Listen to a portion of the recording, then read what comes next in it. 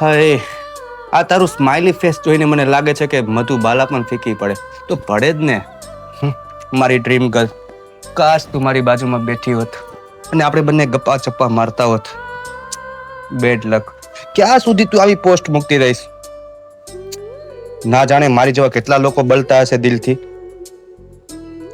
કઈ વાંધો નહીં, ક્યારેક તો ભાઈ સવાર સવારમાં તારે કઈ કામ ધંધો છે કે નહીં? અરે આ જોવો ને ભાઈ, રિપ્લે આપે ને તો મારો દિવસ શુભ જાય, ત્યાં લગી મારો દિવસ પણ અશુભ જાય છે. અરે રિપ્લાય આપે, તારે આગળ કરિયર બનાવવું છે કે નહીં? અરે ભાઈ, કરિયર તો મારું સેટ જ છે. જો હું તમને શું કહું ખબર, 10K ઇન્ફ્લુએન્સર મારા ફોલોઅર્સ છે, 10K લોકો મને ફોલો કરે છે અને આજ મારી લાઈફ છે. તું મને બહુ જ ટેન્શનમાં નાખી રહ્યો છે. મને તારી લાઈફની ચિંતા થાય છે. અરે તું લાઈફમાં કંઈક કર, આગળ વધ.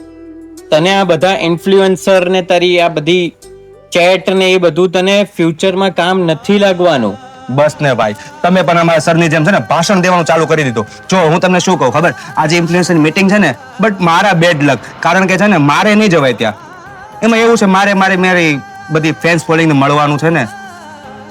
Fans following? હા, ફેન્સ ફોલોઈંગ તને બધું દેખાય છે. અહીંયા તારો મોટો ભાઈ કહે છે કે ભાઈ તું આ બધી મૂકી દે, તો એ તને નથી દેખાતું. તમને ખબર છે હું તમારો બિગ ફેન છું, કારણ કે તમે છે ને મારા બિગ બ્રધર છો. હું તમને પણ ફોલો કરું છું, પણ તમારે પોસ્ટ કરવાનો ક્યાં ટાઈમ મળે છે ભાઈ? થોડાક છે ને આજકાલ સોશિયલ મીડિયામાં આવો, હું તમને એમ કહું છું, ખાલી નોકરી કરીને કે બહાર જઈને કઈ ફાયદો થવાનો છે નહીં.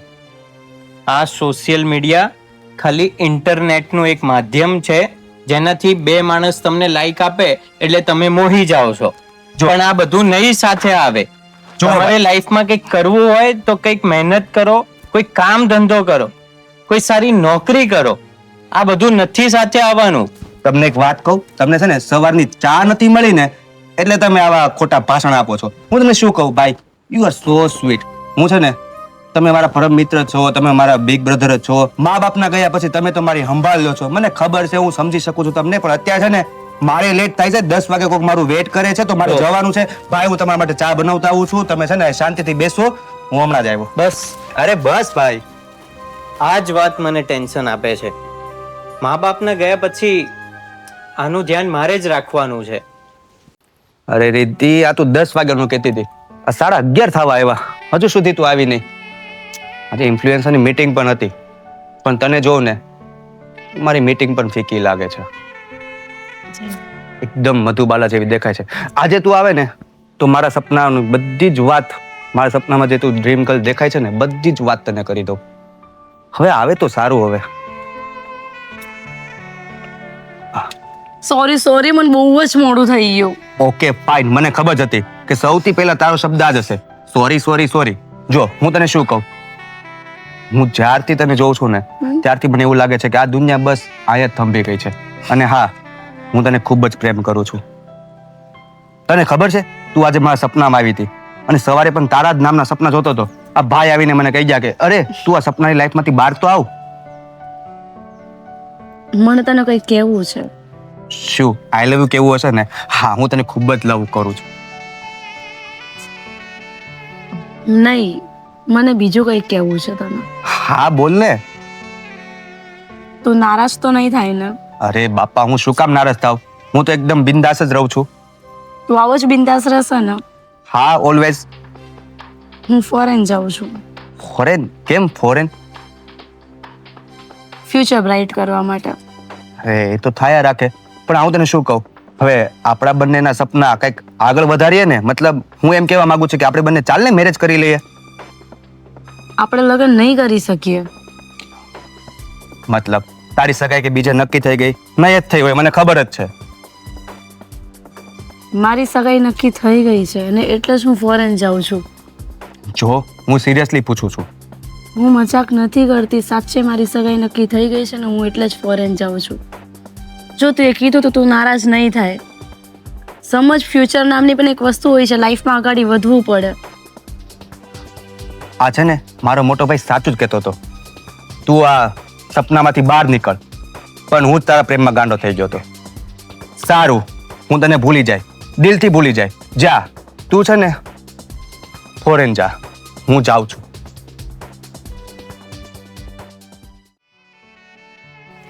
જય, તું હંમેશા ચૂપચાપ કેમ લાગે છે? મને એમ લાગે છે કે તું કઠોર દિલનો છે. ચૂપચાપ એટલા માટે રહેવું પડે છે કે કોઈ વખત નજરથી જ હું ઘણું બધું કહી દઉં છું.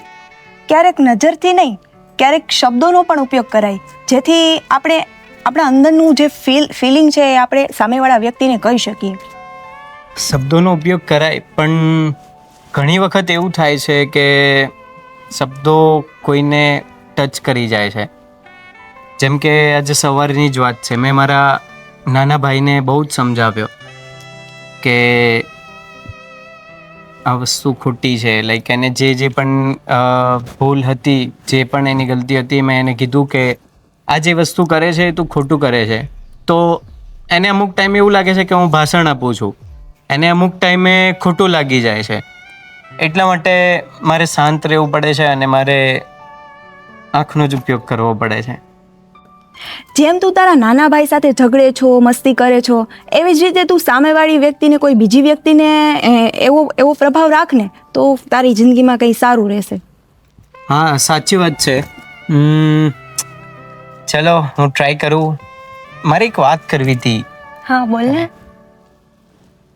ઘણા ટાઈમથી કહેવું હતું અને કેટલા ટાઈમથી આ પલની રાહ જોઈને બેઠો હતો. અરે શિટ, મારે એક કામ છે, મારે મમ્મીને કામ છે, તો હું પછી મળું તને. અચ્છા, ઓકે, નો પ્રોબ્લેમ. ઠીક છે. ઓકે. કાશ 2 મિનિટ વધારે ઊભી રહી હોત તો એને આજે મારી દિલની વાત કહી દોત. ચલો, કંઈ નહીં, better luck next time. Oh, hi Kavya. Good afternoon. Good afternoon. કેમ છે? મજામાં. મારી એક વાત કહેવી હતી. હા, બોલ ને. હા, હા, તું કાલ મને કંઈક કહેતો હતો, બોલ, ભૂલાઈ ગઈ મને. હા, એક દિલની વાત કહેવાની હતી જે બહુ સમયથી તને કહેવા માંગતો હતો. તો હું તને બહુ જ પ્રેમ કરું છું કાવ્યા. એ તો આપણા નાનપણની વાત છે, આપણે નાના હતા ત્યારનું બધું છે. હવે અત્યારે તો શું, હવે નાનપણ વયું ગયું, હવે આપણે મોટા થઈ ગયા.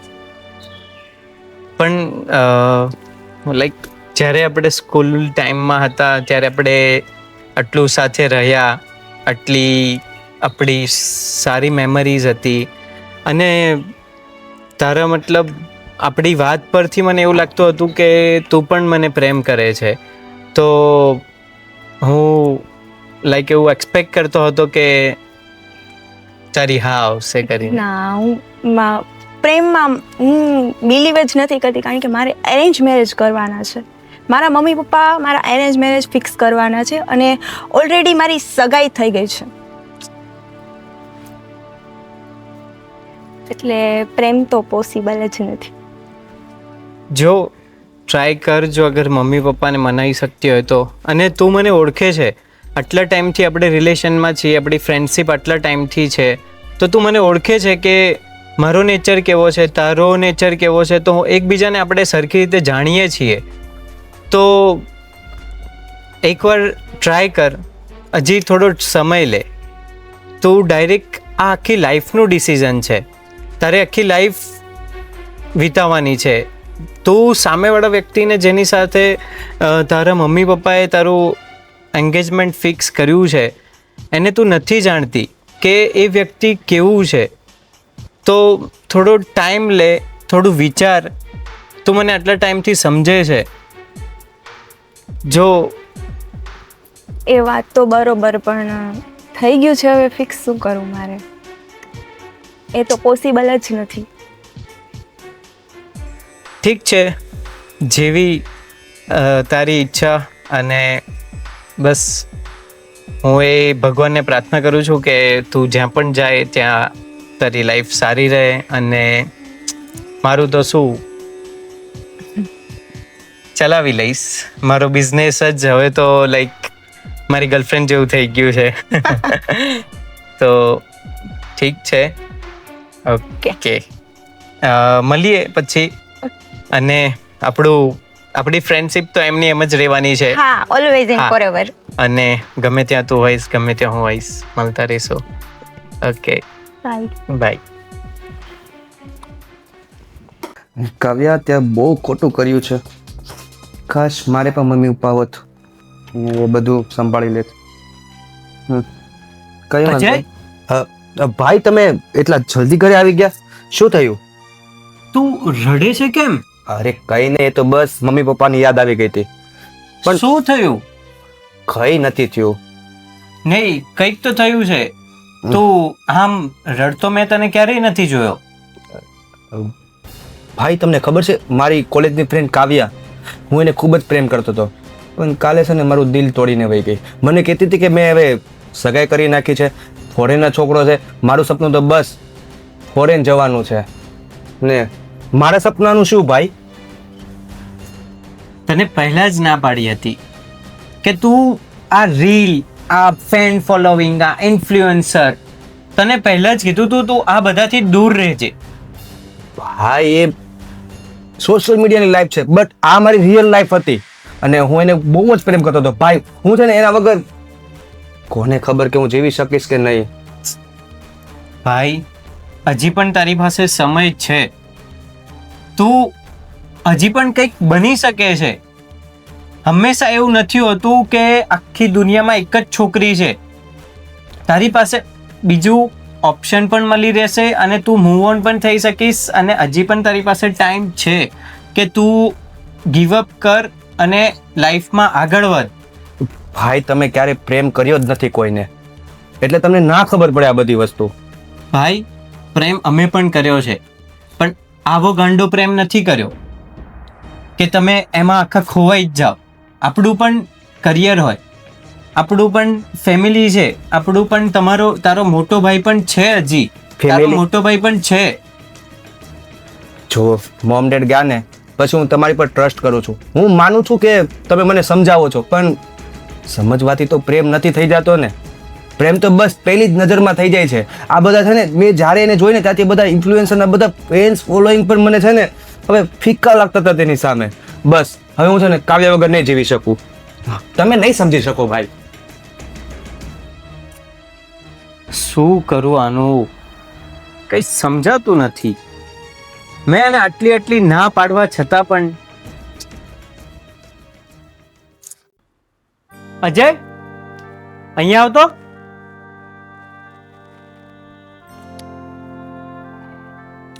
બોલો ભાઈ, પાછું તમે છે ને પ્લીઝ મને યાદ ન કરાવતા.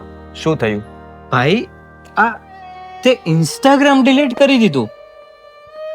ભાઈ જે એકાઉન્ટમાં કાવ્યા નહીં ને, તમને ખબર છે કાવ્યાએ મને બ્લોક કરી દીધો. પછી મેં પણ નક્કી કરી લીધું કે હવે ઇન્સ્ટાગ્રામ પર ના જોઈએ અને કાવ્યા પર ના જોઈએ, કારણ કે રોજ સવારે આ બેસીને હું કાવ્યાને યાદ કરતો હતો ને, હવે રોજ સવારે તમારા માટે ચા લઈને બેસીશ અને એને ભૂલવા માટે બેસીશ. મને અજય, હું જ્યારે પણ તને કહેતો ને ત્યારે મને અંદરથી એવું થતું કે અજય ક્યારે બદલશે, પણ હું જેવું માગતો હતો ને એ અજય આ જોઈતો હતો. મને આ અજય જોઈતો હતો. છું ને ભાઈ, આ જરા પ્રેમના માર્ગમાં છે ને હું ભટકી ગયો હતો, પણ કઈ વાંધો નહીં, તમે છો ને મારા બિગ બ્રધર. હા, હું હંમેશા તારી સાથે રહીશ, અને મમ્મી પપ્પાના ગયા પછી હવે હું જ છું તારું બધું. તું મને પપ્પા ગણે, મમ્મી ગણે, ભાઈ ગણે, તારો ફ્રેન્ડ ગણે, તારી ગર્લફ્રેન્ડ પણ મને જ ગણી લે ભાઈ. હા ભાઈ, હવે તો બસ બધું છે તો એ જ. હવે છે ને ભાઈ, આ કાવ્યા છે ને બહુ પસ્તાવાની છે. એનું નામ પણ શું લેવું? હું શું કહું ભાઈ, આપણે ચાલો ને તમારા મેરેજ કંઈક કરાવી દઉં. મેરેજનું ભાઈ નામ જ ના લેતું. કેમ? મારે પણ કંઈક તારા જેવું જ છે. હા, એ તો થાય રાખવાનું ભાઈ. મને જો અડધી જ કલાકમાં મૂવ ઓન થઈ ગયો, રડી લીધું, આંસુ બહાઈ દેખા, પૂરું, ખતમ. સાચી વાત છે ભાઈ. બસ હવે આપણે બંને એક સારા માર્ગ પર જશું. અને એમ પણ મને તો આ બધાથી નફરત જ હતી ભાઈ. મારી જેમ ધોકાર જ ખાધા એટલે હું શું કહું ભાઈ, તમે મેરેજ પછી અલગ તો નહીં થઈ જાવ ને? જો હું તને આટલા ટાઈમથી જે પણ કહેતો હતો, જેટલું પણ તને હું એડવાઇસ આપતો હતો, અને જેટલું પણ તને ક્યારેક ક્યારેક ખોટું પણ લાગતું હતું કે આ શું ભાઈ પંચાયત કરવા બેસી ગયા, આ ભાઈ હવે ભાષણ આપશે, આ ભાઈ હવે, એ બધું મારું ભાષણ નહોતું, મારી એક ફિલિંગ્સ હતી. મમ્મી પપ્પા ગયા પછી જે પણ કઈ રિસ્પોન્સિબિલિટી છે એ મારી છે, તો હું આવું સપનામાં પણ ના વિચારી શકું કે આપણે બંને અલગ થઈએ. આપણે બંને અલગ થવાનું તો દૂર, તને હું પલભર માટે પણ હવે દૂર નહીં કરું. અને આવી કાવ્યા જેવી છોકરીઓથી તો તને 100 ફૂટ દૂર રાખીશ. ભાઈ હું દૂર જ રહેવાનો છું. આ ઇન્સ્ટાગ્રામ બંધ કરવાનું કારણ શું છે ખબર છે? મારે છે ને હવે બિઝનેસમાં તમારી જોડે જવું છે ને, ગ્રો કરવો છે. કારણ કે છે ને કાવ્યના મમ્મી ડેડીને પણ ખબર પડે કે જમાઈ સારો ખોઈ દીધો. બસ શું લગ્ન જ નથી કરવા ભાઈ મારે તો.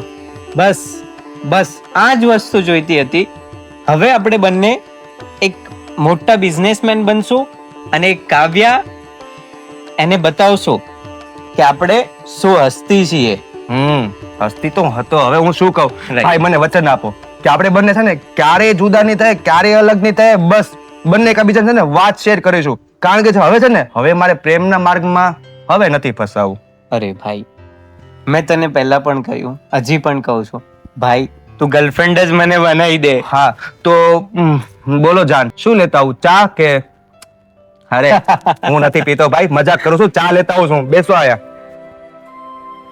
આ પણ હવે સુધર્યો અને હવે મને લાગે છે કે અજય એક સારા માર્ગ પર અને હવે કંઈક બની બતાવશે. જે એની સ્પિરિટ છે, જે કાવ્યના કારણે આજે એને એક અલગ લેવલનું એની સક્સેસ મળશે. એ ભાઈ મને ચા બનાવતા નથી આવડતી, જરાક આવો. બે યાર, એ તો શીખી લેતે. હેલો હાય, ચલો. હેલો. એંગલ પ્રોપર નહોતું એટલા માટે. બસ મને શકું ચાલુમાં જ એક્સપ્રેશન આપી દેવાના કે મારે કામ છે તો હું જઉં છું કરીને. હા, હું હજી ખાલી સ્ટાર્ટ કરું ને દિલની વાત કરું છું તો તમારે એમ કહી દેવાનું કે હા અરે શિટ મમ્મીએ કીધું તું એમ એ રીતે. Okay. હા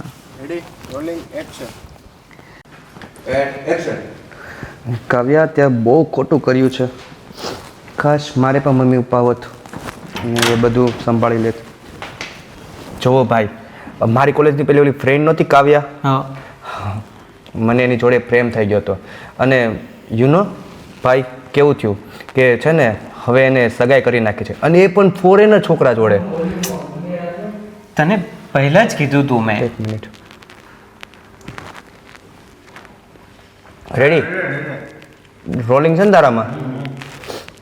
હા ભાઈ, તમને ખબર છે મારી કોલેજની ફ્રેન્ડ કાવ્યા, હું એને ખૂબ જ પ્રેમ કરતો હતો, પણ કાલે છે ને મારું દિલ તોડીને વહી ગઈ. મને કહેતી હતી કે મેં હવે સગાઈ કરી નાખી છે, ફોરેનર છોકરો છે, મારું સપનું તો બસ ફોરેન જવાનું છે. ને મારા સપનાનું શું ભાઈ?